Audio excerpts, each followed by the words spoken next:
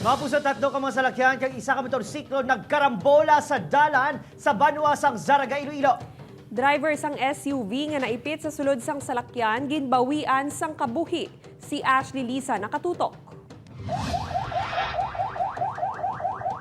Makita sa tunga sang dalan ang mga naglabog nga parte sang salakyan nga nagkarambola pasado alas 11 kaina sang aga sa bahin sang Barangay Hinay, Zaraga, Iloilo.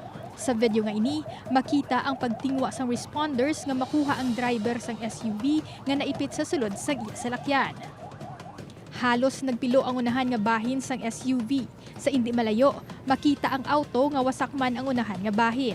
Sa tabok naman sang karsada, makita ang truck nga nagkalaula ang karga nga feeds. Kag sa likod sini, ang natumba man nga motorsiklo. Sunod sa driver sang truck, padulong ini sa Dubanga sa nasugatan ng SUV nga nag-overtake sa ginasundan sini nga mga salakyan padulong sa syudad sang Iloilo. Nakita ko ang Everest nga nag-overtake siya sa mga nasundan niya. Te karon kay nakita ko nga daw ako iguo niya, nagpahigat ko akon.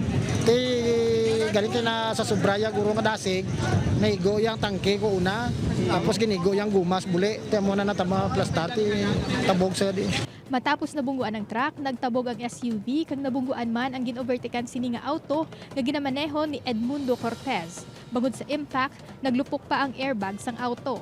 Binungguan ang buli ya mo to nagtiyog-tiyog siya. Pagtiyog-tiyog ya.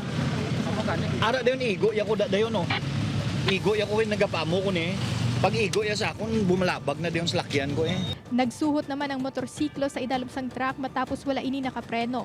Apang nakalumpat man ang driver nga ginkilala kay Florante Paraiso nga nakaangkon sa mga gasgas sa lawas. Ang atlo na lang serious lang nga may injury man lang ara sa ang driver sa Everest no. Kaya doon naipit sa kagina, din may injury sa ulo. Sunod sa Zaraga Police, gindeklara nga dead on arrival sa ospital ang driver sang SUV nga ginkilala kay Julius De Sukatan, 43 anyos sang Barotac Viejo. Hilway naman sa katalagman ang duwa ka mga sakay sini, subong man ang tatlo ka iban pa nga driver. Upod kay Romel Porquia, Ashley Liza, One Western Visayas.